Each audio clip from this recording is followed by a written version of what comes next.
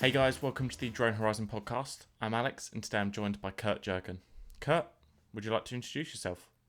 Hey everyone, I'm Kurt Jurgen for at Kurt Jurgen, and I'm a drone photographer from Canada, and I've recently been asked to do this interview on here, which is always fun. It's probably my first Zoom interview, so woo! I've been doing this for a couple of years now, and my page has skyrocketed a bit to 28,000. So that's always good. Cool. Well, thank you very much for taking time out of your morning. I know it's bright and early on a Sunday morning for you in Canada.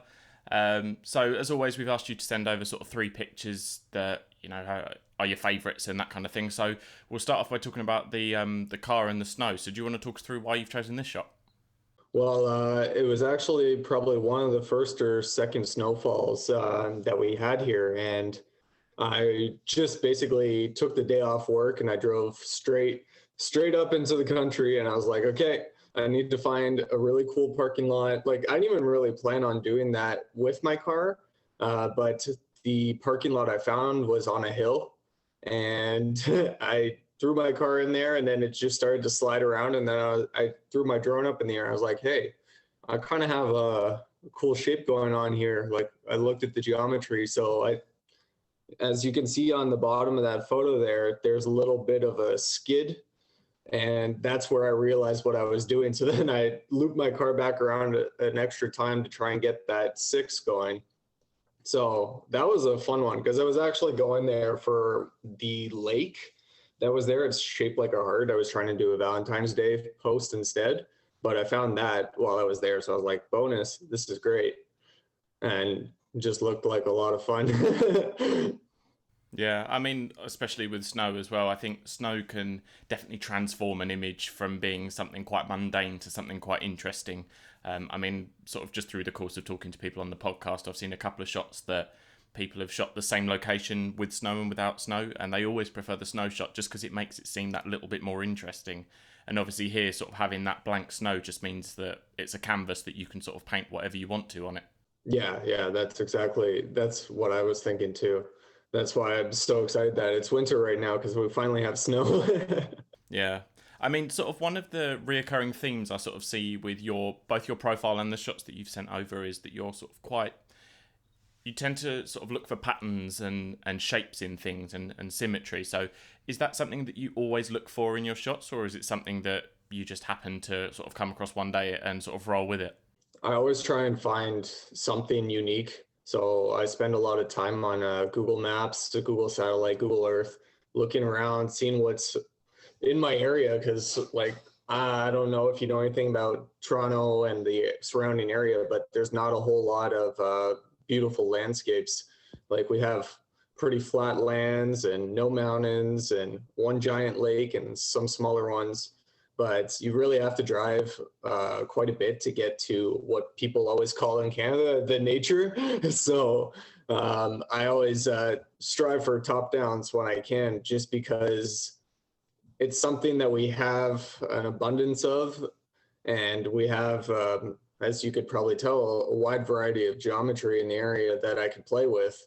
And most people overlook it because they're like, oh, where's the trees? Where's the nature? Where's like the animals, the wildlife? And we don't really have that in the city. Like, so you gotta get creative with what you got, and especially when you're looking on like a satellite view for Google and stuff, you can find a lot of things just looking around on a map. You're like, wow, that stands out. And if it stands out from that height, it will stand out from a drone as well. So Definitely.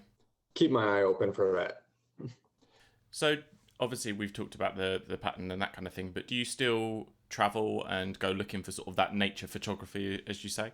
I would love to travel, yeah, but I think all traveling has been kind of halted here. I used to be sent to like Ottawa and other places in Ontario for work, and I would bring my drone along the way because I would always drive there. So I would hit up a couple of spots on the way and make sure that I knew what was on the way as well. So that has all kind of been stopped. Like, I've been working from home, so I'm kind of restricted to my local area, but luckily I have enough content to keep me striving. But traveling, no, it's been cut off for me, unfortunately. Yeah, I mean, even over here in the UK, you're not really meant to be going anywhere unless it's essential, which is, it makes the photography side of things quite difficult because sometimes you feel like you've exhausted your local area. But obviously, like you say, as long as you've got sort of that, enough backlog of footage and images that you can sort of use to keep your Instagram going, then obviously people can still sort of keep engaging with you and that kind of thing. Yeah, exactly. Well, having the backlog is very important. Otherwise, people forget about you. So you need to be consistent with everything. Definitely. So moving on to your second shot, then this is the top-down shot of what looks like some sort of houses and like a greener area in the middle. So do you want to talk us through why you've chosen this one? Well, that is actually in the Ottawa area. And as I was saying earlier, I would go on some work trips with my company, and we would go basically wherever in Ontario. So I had a pretty sweet gig where it was just a drop off and pickup of equipment there. And I ended up having the rest of the day to myself. So I would look around the area, and that spot stood out from probably like a mile in the air from satellites. I was like, oh, sweet. I got to go there. I immediately threw on like my boots and I was like, let's go straight to the spot.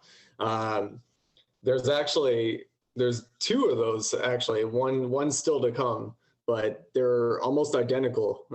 But that one that you picked there is like perfectly symmetrical. And I thought it was crazy, but the next one has like one corner of it's different from the other three. And it's, like it really stands out. So I'm excited to post that one too. But that one, I think, just because like you said before, my feed is like geometry based, and when I saw that, I was like, this is perfect for my feed. Definitely. I mean, even with this shot, just sort of looking at the houses, you can see that they're, from one side to the other, even the houses are identical. So it was obviously built on a, obviously trying to get everything looking very similar, and that makes it perfect for sort of that top down photography because it literally looks like you've taken one corner and almost folded it four times. Yeah, it looks that way, but surprisingly, it's there, and I was surprised too. And even when I was driving around in the neighborhood, I got lost because I was like, I don't know how to leave here. Yeah, I had to turn on my reminds GPS just to leave. yeah, reminds me of one of those films where you get I can't remember the name of the film, but where you get stuck in the housing estate, and you end up living there forever because you can't find your way out. Yeah, exactly. So, sort of moving on to your third shot, then this one's labelled as Sleepyhead. So this one's sort of the black and white spiral one. Do you want to talk us through this shot?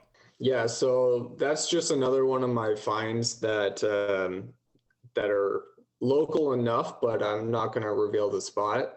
Um, that one people have been asking me about for a while. Be like, where is this? I'm like, it's around the corner. Like, you just got to look around. They're like, where? I'm like, I can't tell you. Like, you just got to find it. So that one, it was actually like mid COVID. I probably was back Instagramming for a couple months, and I found it and I was like, this is awesome. And I went there. I brought my friend and we showed up, and my drone was in the air for probably about a minute, and then security came and they're just like, do you work here? And we're like, no. They're like, okay, well then you got to go. And I'm like, really? I'm like, well, good thing I got the shot, but I wasn't happy. So like 2 days later, I came back and I got there's another shot from the same spot of me standing, and it's more of an angle than a top down. I went back and got that, and I just made sure I was there for about a minute. So do you prefer shooting top-down shots in general then, or do you still? Because obviously over the course of the podcast, I've spoken to a lot of people, and it seems to be there's a variety of people. Some that shoot just top-downs to get that sort of traditional drone shot. And then others that shoot with the drone in the air, but with the gimbal at sort of a more relaxed angle to capture the landscape, but just from that aerial perspective. So which is it that you sort of go for? Well, I think just I've been focusing on top downs just because of where I am. If I had like Icelandic or Norway kind of scene to play with, I would definitely be shooting more of an angle and getting more of the landscape. But I feel like maybe it's just because I've been here my whole life that there's not much to see.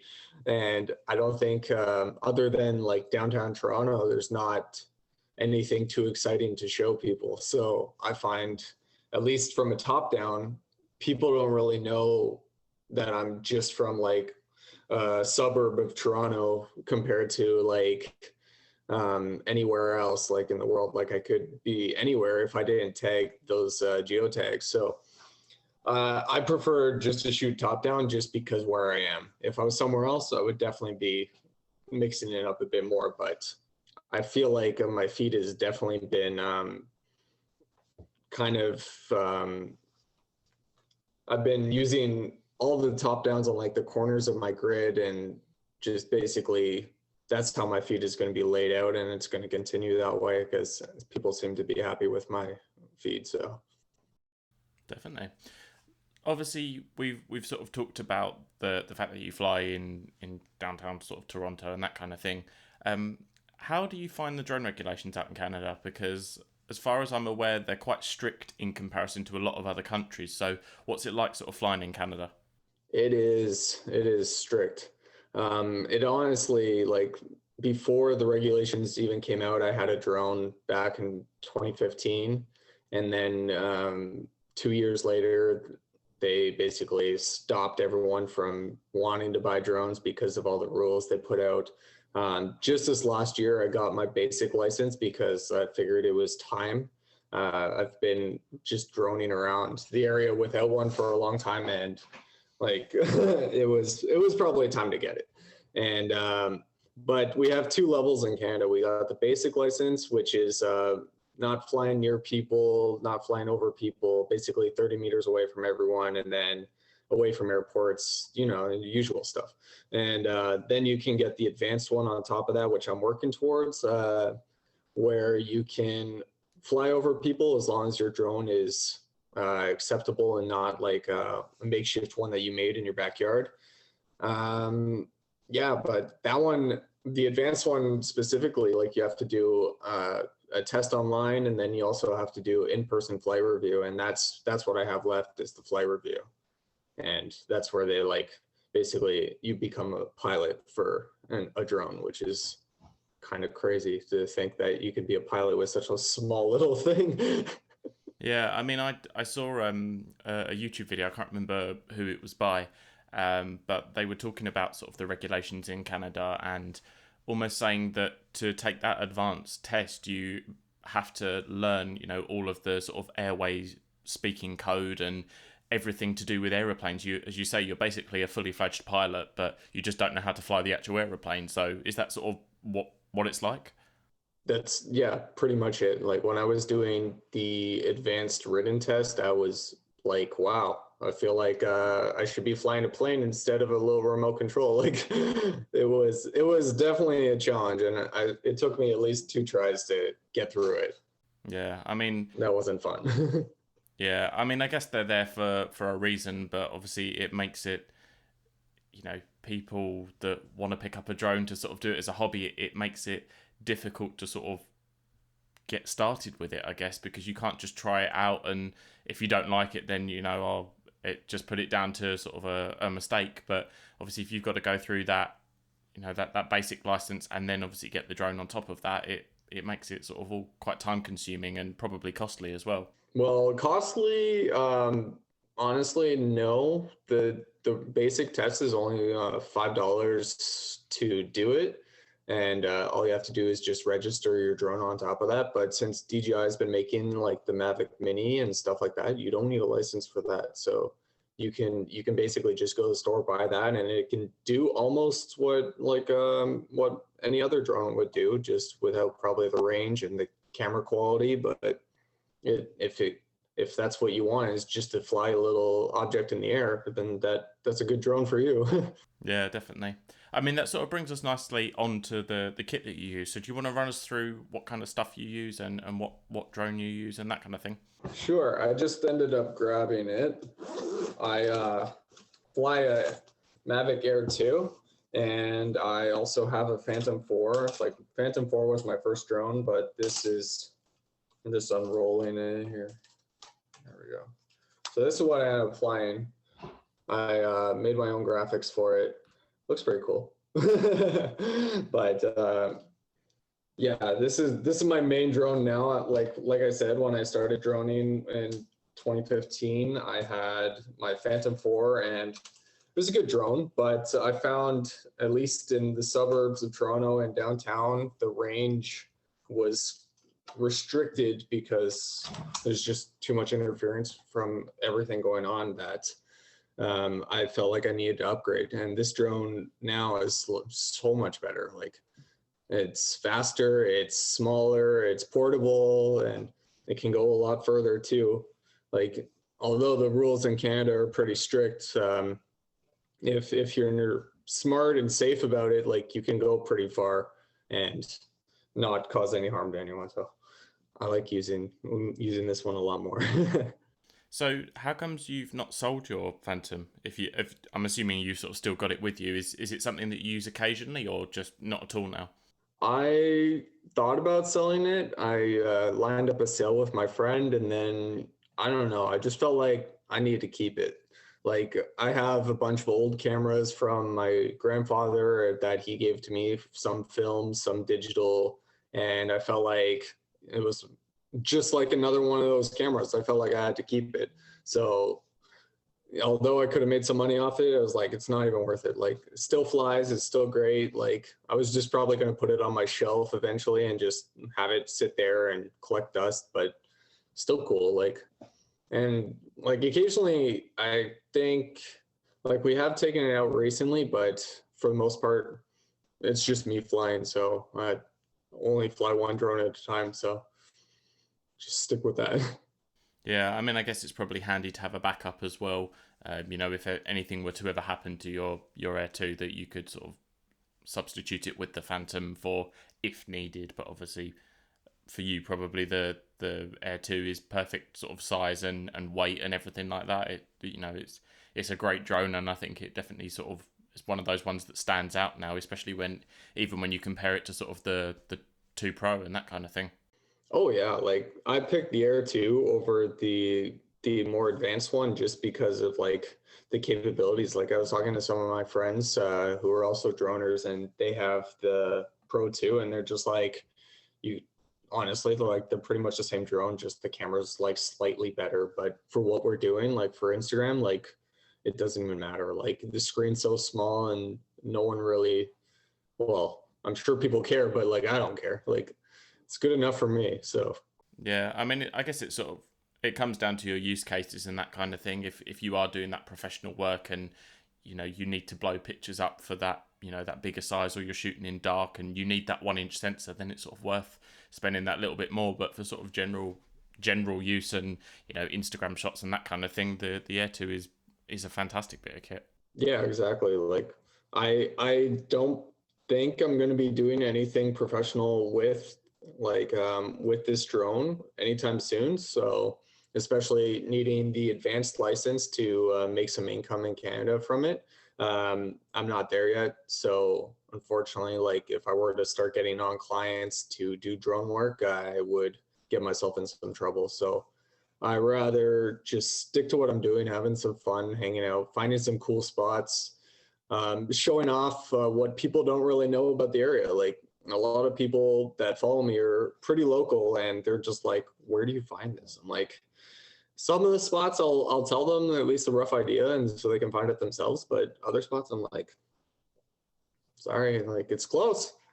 And I actually had a couple of challenges earlier where I'd be like, find this if you can. And a couple of people in Australia found the spots versus the people that are local, which is kind of funny. It's like, you're never going to be coming up to, like, Burlington, Ontario to go find this spot, but why not go for it? So Yeah, I mean, you mentioned about obviously once you've completed your advanced license that you'll then be able to do commercial work. Is that something that you're sort of planning to do? You're planning to sort of move into the commercial work sort of full time and move it from being a hobby to a career? Um, I am working towards it, just to kind of like have it in the background just in case, but I don't see the income from it being enough. I would like to be able to just have it and be able to use it like maybe for travel purposes and being able to go elsewhere within Canada, outside of Canada, and be like, yeah, I have like my advanced pilot's license to be a drone pilot, and be like, yeah, okay. But like I said, it's not something you can just do overnight, like unless you prepare for it. So I definitely need to go back to it. Like I've been pretty busy lately, so I haven't been focusing on it at all. So something that I just definitely have to do, and it's just a matter of time and when. And right now it's winter, so it's probably not the best time to be doing a flight review, especially when it's snowing. They don't typically like that. Yeah, just I'll get there. So obviously, Canada, as we know, it can be very, very cold. And obviously, you mentioned that you've got snow there at the minute. How do you find that the Air 2 copes with sort of flying in the temperatures that you sort of deal with? So this last couple weeks or so, it's been pretty cold. Probably around -9, or we had a couple days with the wind chill to -20. So the Air 2 is rated to -10. I think the coldest I've taken it out to was -20, and that was to chase some dog sled team up a trail with my drone. That was fun, but I found the drone was struggling with the gimbal. The gimbal would kind of like shake as it was like trying to adjust. So that was the only incident I've had issues with the cold, other than like it's just cold and the battery drains a little quicker. But at least for that, like flying was no problem. It was just the gimbal that gave me issues. But under -10, like no problem. Like you can fly anywhere and no battery issues. Like drone's good to go. Yeah, I mean, over in the UK, I think the coldest we've had for quite a while was sort of -6. So obviously, for you sort of talking about -10, -20, makes me cold just thinking about those temperatures. It's not so bad. You get used to it. Yeah, I mean, for sort of going out and shooting as well, I can imagine that it's probably cold for you standing there as well. I've there's been instances where I've sort of been flying and the wind's been chilly, and your hands are standing there freezing and you're cold. So I guess it's just about wrapping up warm and making sure that you've got enough layers and that kind of thing to sort of see you through the flights.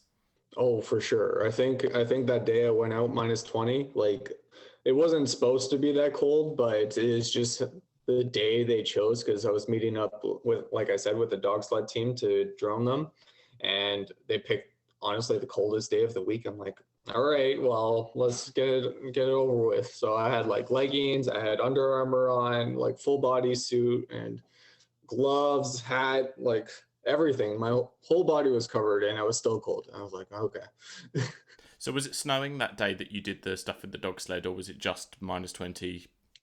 Normally when it gets that cold, it doesn't snow. So it was pretty sunny. Like I don't even think there was a cloud in the sky. That was just a cold day. Yeah, I guess sort of that kind of thing. It's sort of perfect weather conditions for droning, and when you get those perfect conditions, it makes those shots sort of really stand out.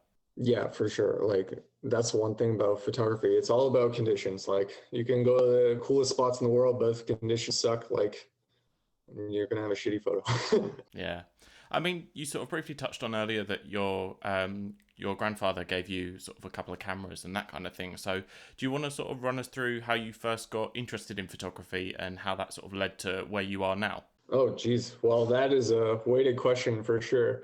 I would say it started a while ago. Like, I think when I started Instagramming was 2013, right?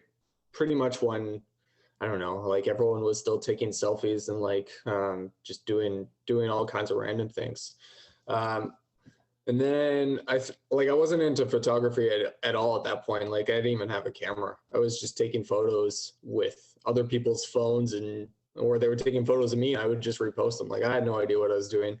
And then I went to Germany with my family, and they're just like, "It's so beautiful here. Do you want a camera?" I'm like, sure. Like, and then they're just like, "What kind of camera do you want?" And I think this is when GoPro was like really, really big, like when everyone was like, we need GoPros. So I was like, I think while I was there, I picked up the Hero 4 or Hero 3, I'm not too sure. And I just started taking the stupidest looking selfies with this GoPro with the fisheye and the selfie stick. And that was just kind of like all fun and games. And then I realized that I could do more with a GoPro and just start taking photos of not me and what's out in front of me. And people started to like that more. And then it started to click that, maybe I should take photos of like landscapes, other stuff like that. And then I figured out after that that I should be doing sunrises. I think I only started to do sunrises when I got a real camera, which was one of my trips to the States. I picked up a Sony Alpha 6, and that's been my main camera since forever now. And I haven't felt the need to upgrade because I've pretty much been doing drone photography instead. But I've been waking up and doing like sunrises occasionally, especially when it's cold. Like right now, like I would have gone today, it was like -10, and that normally deters people from going outside. So I'd be like the only one there freezing, but I would get some good photos. Yeah, like that's pretty much how it started. Like I just got a GoPro, and then next thing you know, I'm getting a Sony and taking all these dramatic shots in the morning. Like I said before, like we don't have a whole lot of stuff around, so I focused my attention on sunrises in the beginning. Then I think around 2015, I picked up a drone, and this was probably before like everyone had a drone and everyone started doing drone photography. And like no one actually liked those photos when I posted them, which was kind of funny. Like I would post a top down of a road, which would do really well now, but then I think I would only get like 300 likes on it, and I would be like, oh, maybe people don't like drone photos. And I think it just took some time for people to get used to the idea that drones are here now, and the photos we take are going to look a little higher, a little different, and a little more abstract. And I think it took some warming up for people, but that was like a huge deterrent in the beginning when I started with drone photography specifically, because I was like, people don't like what I'm shooting. They're like, why aren't you taking sunset photos? I'm like, because I want to take drone photos. and then I stopped for two years and lost like 5,000 people. And then ever since COVID started, I was like 44 days in, I was like, I'm going to post a photo. And my fiance was like, what? You're going to post a photo on Instagram? I'm like, yeah, I'm going to be an Instagram again. Cause I was like, I'm so bored, like stuck inside lockdown. I'm like, I have all these photos from wherever, whenever.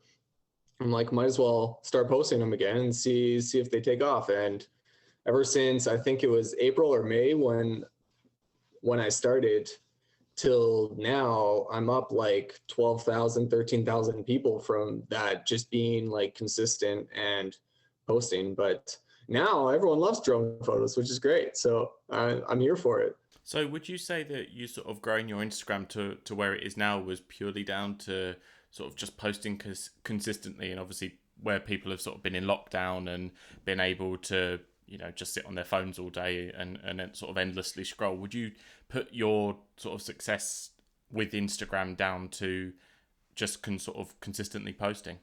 I feel like it definitely helps, but there's a lot of factors when it comes to Instagram and growing and everything like that. Um, being consistent, definitely, I feel like it helps me just get people familiar with my work and see me constantly. Like I feel like the more I put out content, the more people are used to seeing it, and they're just like, okay, here's another, like it's 8 a.m. or so from Toronto, like here's Kurt's post. And but I feel like another thing that's very important is engaging with your followers. um, like I have 28,000 people, but you know, I'm cut off from Instagram. They don't always show it to everyone, which is annoying. And they always limit your reach. So I feel like the more you engage with the people that do comment, that do like your stuff, the more they're going to see it, and you can bypass that kind of restrictions that they put on your feed. So it's definitely like a lot of work to grow. It's definitely a lot of work to maintain your content. It's definitely a lot of work and time consuming to engage with everyone. But if you have like a good balance in your day and you have time to do nothing, like if you're going to endlessly scroll, you might as well comment on some photos, talk to some people, DM some people, try and grow your feed, share some people's work. Like at the end of the day, like we're all kind of like doing the same thing. We're all taking photos. We're all like trying to become creators in some way. And like if we all work together, like we're able to kind of bypass the algorithm locking us in and kind of like help each other grow and stuff. So I find whenever I have some downtime, I like check into Instagram and be like, you know, like some photos, gonna comment on some photos, like give a little encouragement to whoever I follow. And, you know, it's like having a bunch of friends on the internet that you don't get to hang out with. So you gotta make sure they're happy with what they're putting out, and in return, they will do the same for you. Like the more relationships you build online, the more people will want to engage with you. I think Instagram is very important in sort of networking now.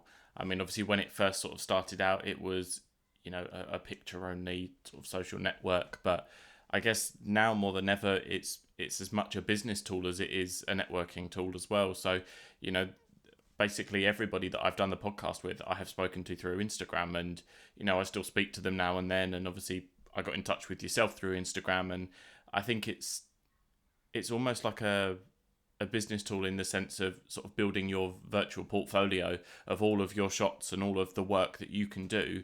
And I think sort of keeping that up to date, as you sort of said, and keeping that relevant is really important to sort of getting you anywhere that you want to go.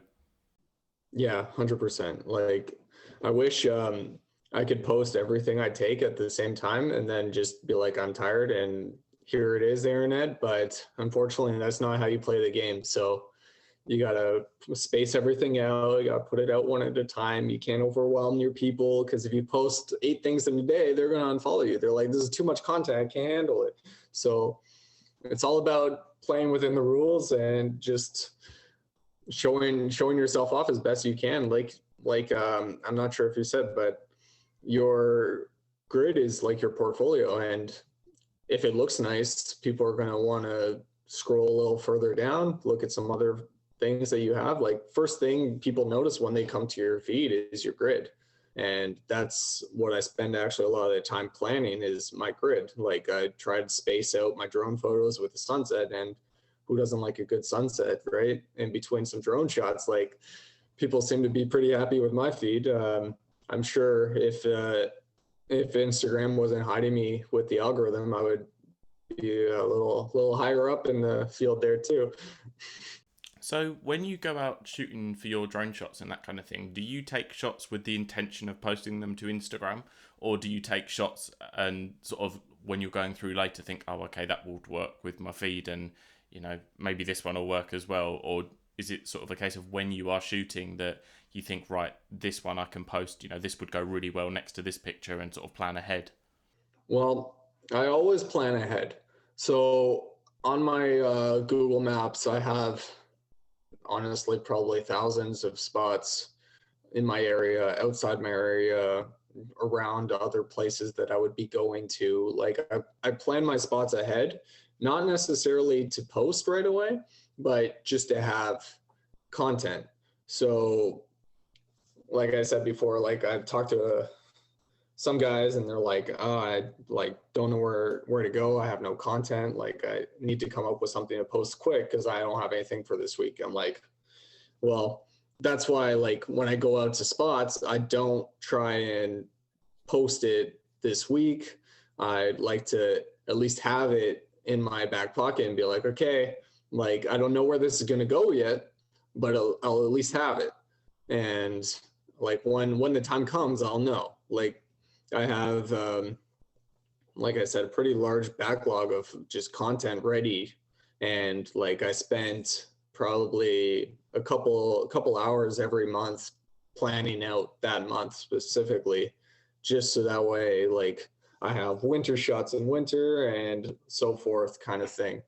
And I find it's really helpful to just have backup content. Like it doesn't have to be the best, honestly. Like it doesn't have to be good content. Like half the stuff I post, like I'm not even proud of. I'm just like, it fits, there it goes. Like good luck. So you just kind of like when you go somewhere, at least for me, like if I don't necessarily like fall in love with the shot on this spot, it's not going to come out for a couple weeks, a couple months even. Like I have winter shots that I don't feel made it into my winter grid this year. So they'll be coming out next year unless they get replaced with something else.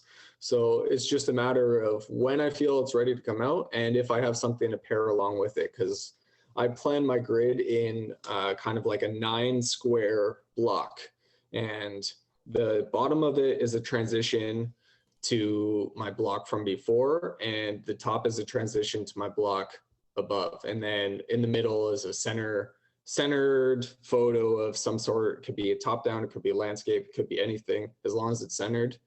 And everything on the middles is just sunsets, just to kind of make that middle image pop in my feed. So if you were to look at my feed right now, it's, as I would say, perfectly aligned because it is how I planned it to be.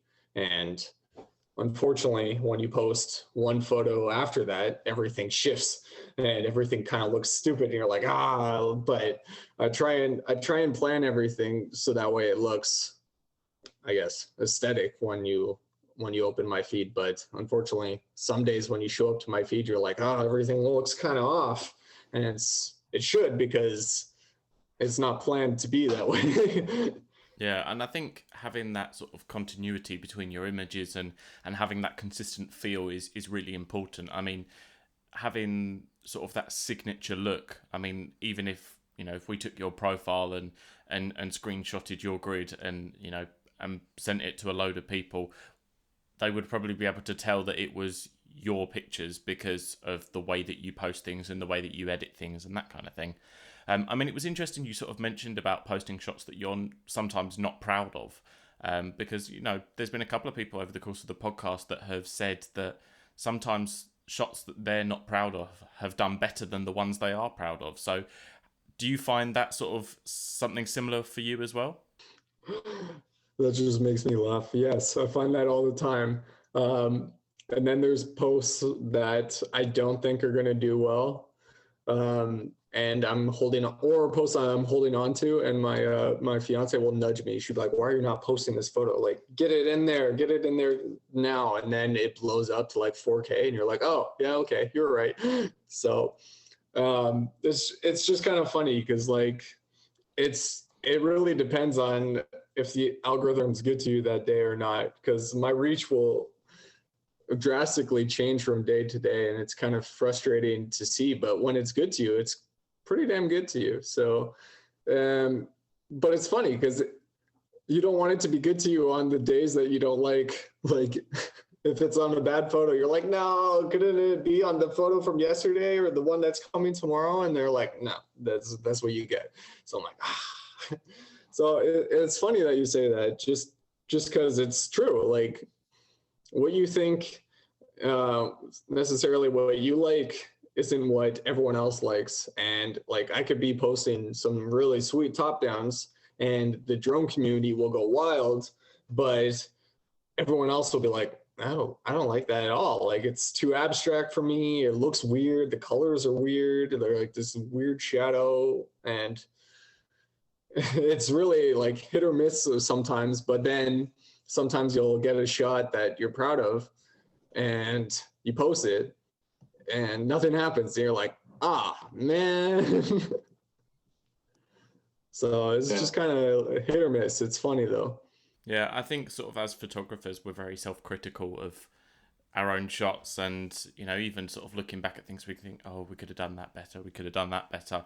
And obviously I think sort of with sort of tools like Photoshop and Lightroom out there now, you can manipulate photos to a certain extent. Do you find that you do that with your shots at all, or are you very much a sort of straight from the drone, a little bit of sort of exposure and contrast, and then straight onto Instagram? I personally try to avoid Photoshop for the most part.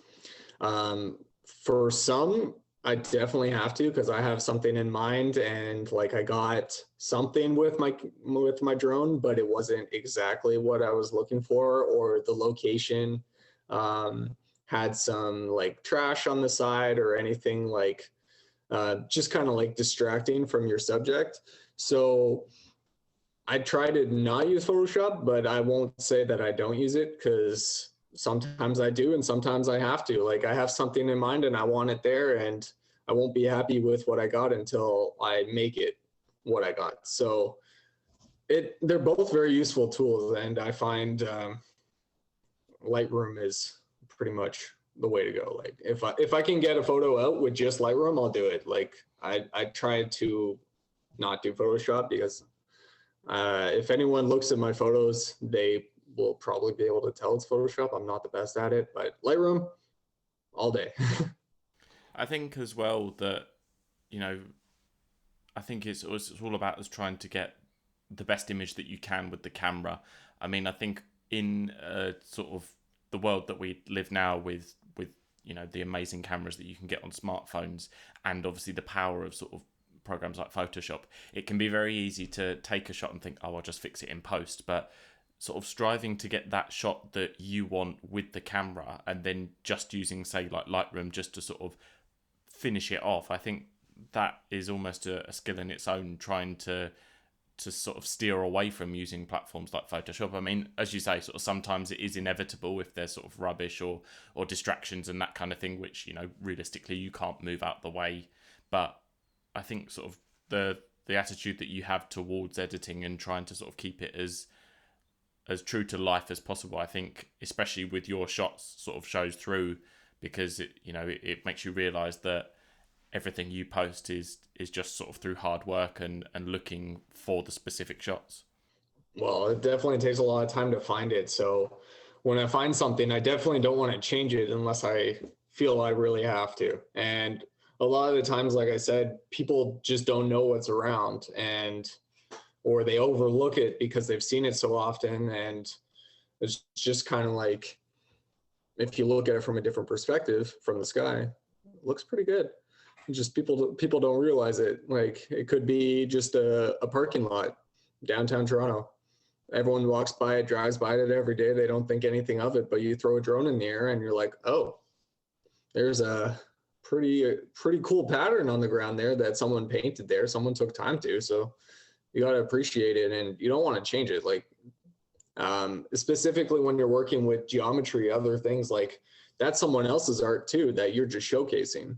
Like I didn't create those patterns. They're just there. Someone else took the time to make it, and they're proud of it. And if they're on Instagram looking around through drone photos and they see it, they're like, wow, like this guy found what I made and displayed it like this. Like that's pretty cool. Like if you look down in my feed, like there's what's the name of it called? The seahorse on a parking garage downtown Toronto. Like most people don't know about it, but obviously it's been advertised and it's been droned by multiple people now. But everyday folk who aren't just like looking at the internet or too busy with their lives don't know that's there. So it's just kind of like cool that there's some things that you can only see from the sky. Yeah, definitely. And I think that's what drones are perfect for, is getting that different perspective on those everyday places that you sort of walk past and think nothing of. Sort of just finishing up then, is there any sort of tips that you could offer for people that maybe are just sort of starting out with a drone or are thinking of picking up a drone? I would say, and just because I'm a stickler for grids, be consistent with what you're coming out. Like it's okay to change what you do. Like it's okay to change your feed, change your style, but if you want to be a drone photographer, like you gotta consistently put out drone content. You can't just like throw a portrait in there and then here's a landscape and then here's a macro of like this one flower I found outside. Like, consistency, because people, when they come to your feed, if they want you to be a drone photographer, they will only follow you for your drone photography. Like, I think when people come to me, like, they know that I'm going to do drone photos, and I like, sunsets are great, but that's not what I'm here for. They're just filler content for me. So, but that doesn't mean I won't find a good one and post it like with a good reflection on the bottom. All of that always plays well with everyone. But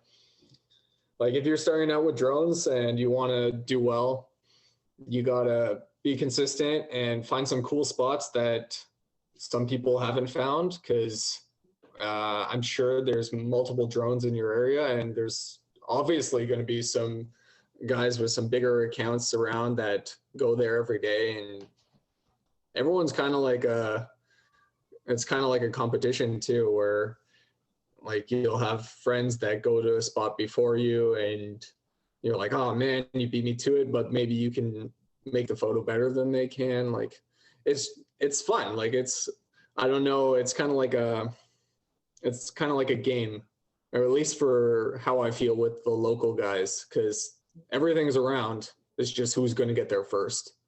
And I think that's fun. And because we're all going to end up doing the same thing anyways, especially if everyone knows where it is. So first come, first serve kind of thing. But back to tips. I keep getting sidetracked. I would say definitely be consistent, and like if you don't know anything about photography, like watch some YouTube videos, learn how to frame, learn how to edit, and you'll be good to go. Cool. Well, thank you very much for taking time out of your Sunday morning. It's been really nice chatting to you and sort of hearing about your shots and sort of the thought process that goes into each one of them. Do you want to just remind everybody how they can find you on Instagram, and if you've got a website or anything like that? Well, I don't really have a true website. I just have an online store. The link is obviously on my Instagram. You can check me out at Kurt Jurgen, and thanks for having me. No worries. Thank you for being here.